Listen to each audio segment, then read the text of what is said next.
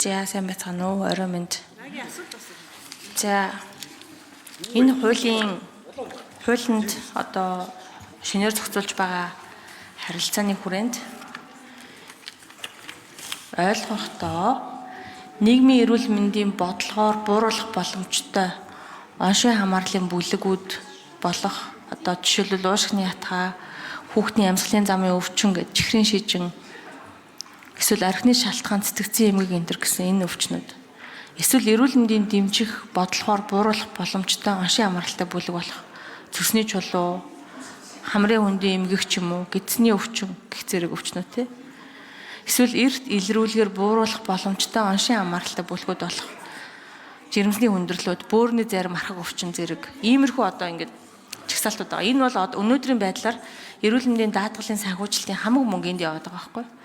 Тэгэхээр энийг аймаг дүүрэг дээр одоо аймгийн эрүүл мэндийн зардлыг харахаар хүн амын тоон адилхан мөртлөө зарцуулж байгаа эрүүл мэндийн үзүүлэлт нь өөр байгаа. Тэгэхээр манай улсын эрүүл мэндийн зардлын урсгал нь өвдсөн газараа илүү хөнгө өгдөг. Хүн ам нь өвдөл мөнгө өгдөг. Эдгээд эрүүл болохоор мөнгө өгдөггүй. Нийгмийн эрүүл мэндийн муруу тогтолцоотой. Тэгэхээр өнөөдрийн байгаа энэ байдлыг сайжруулахад энэхүү хуулийн ямар зохицуулалт нь яаж тусгасан байдал нь одоо өөрчлөлтийг авчрах вэ гэдэг мэдээллийг өгнө.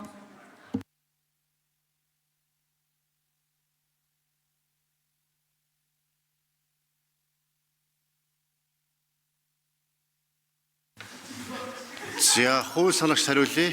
Гамаа гişүн.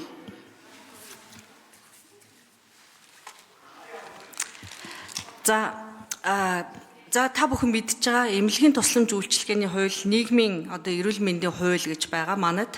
Яг нь бусад улс орондоо бол ер нь нийт эрүүл мэндийн одоо асуудлуудыг нэгтгсэн байдлаар шийдсэн асуудал байдаг л да. За манай хуулийн хувьд одоо нэгдүгээрт ерөөсөө эрүүл мэндийн гол зорилго болсон нийт иргэдэд эрүүл байлгах, урт удаан наслуулах, чанартай наслуулах. Тэрүүнд ялангуяа эмнэлгийн тусламж үйлчилгээгээ ямар байдлаар зохистой нэгдмэл, шатлал хооронд, шатлал тус бүрд зохистой тусламж үйлчилгээг хүргэх вэ гэдэгт одоо илүү тулгуурлаж байгаа нэгдүгээрт.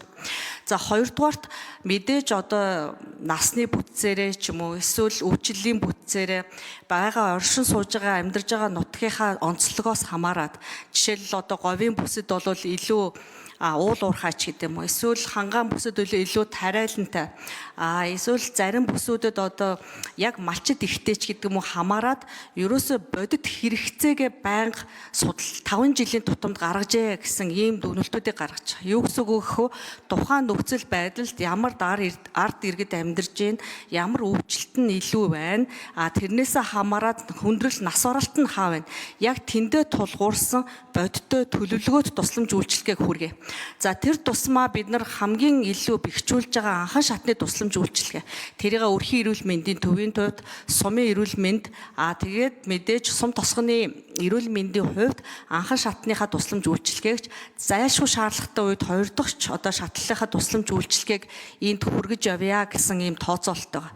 За тэн дээр мэдээж одоо зөвхөн эмч гэхээсээ илүү сувилагч одоо яг л эмч эрүүл мэндийн байгууллагууд гол одоо суур хідэн тусламжууд байгаа шүү дээ, эмчлэх, урьдчилан сэргийлэх, туслах, дэмжих, боловсрал олгох, хөнгөвчлөх гэх мэтчлэн эдгээр одоо нийт одоо үйл ажиллагааг цогцоор нь харж хийх энэ тусламж үйлчилгээг хүргэх юм аа. За ингэснээр гол нь одоо бид хэдийн одоо асуудалт юу гэдэг дагаж шийддэг энэ асуудлаа илүү тодорхой, илүү бодиттой, илүү төлөвлөгөөтэй, илүү үр дүнтэй хүргэх энэ тогтолцоонд байгаа. За түрүүний нэрлсэн хэд хэдэн өвчлөлүүд байна тийм үү?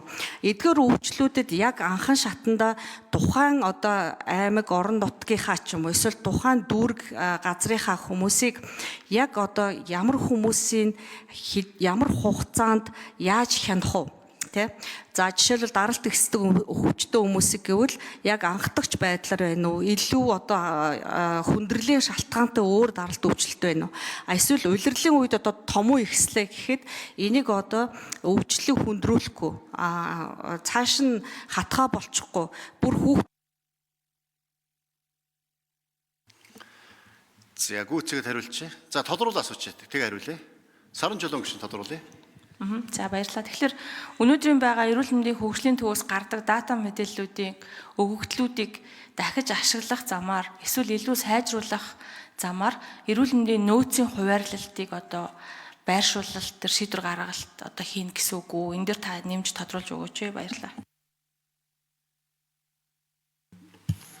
За гаммагш хариулъя.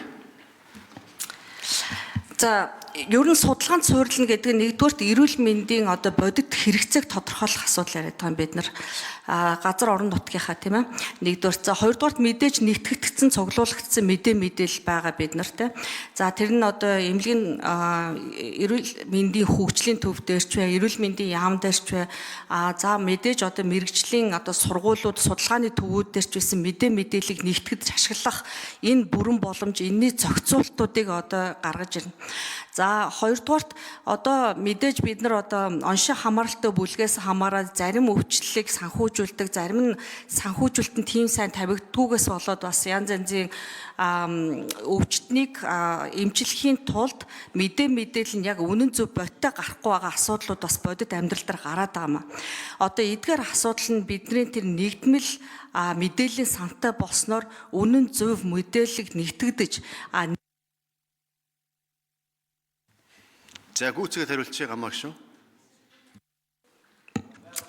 За манай юунаас хариулчих? Техникийн хэсгээс хариулчих. За ажлын хэсэг 4-р микрофон өндрий. Хэн хариулах вэ?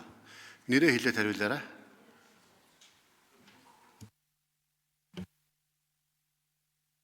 Дөрөв.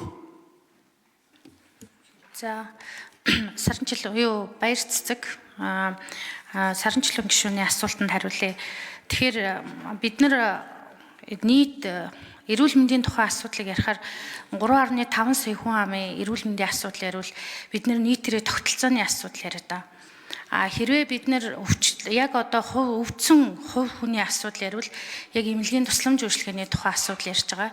Тэгэхээр нийт хүн 3.5 сая хүн амынхаа эрүүл мэндийн яг бодит хэрэгцээг өнөөдөр бид нар яг тооцож чадж байгаа юу? Яг 3.5 сая хүн амын нийт зөнхлөн тохиолдож байгаа өвчин ямар байгаа юм? Тэр нь тохирсон бид нар нөөцийг хуваарлж чадж байгаа юу? Тэр дэд бүтцийг бий болгож чадж байгаа юу? Тэгээд тэр тусламж үйлчилгээг хүртээмжтэй чирэгдэлгүй хүргэж чадж байгаа юу гэдэг эрх зүйн зохицуултыг энэ хуулийн хүрээнд зохицоор нь авч үзэж байгаа. За баярлалаа. За Нарантой Нара гишүүн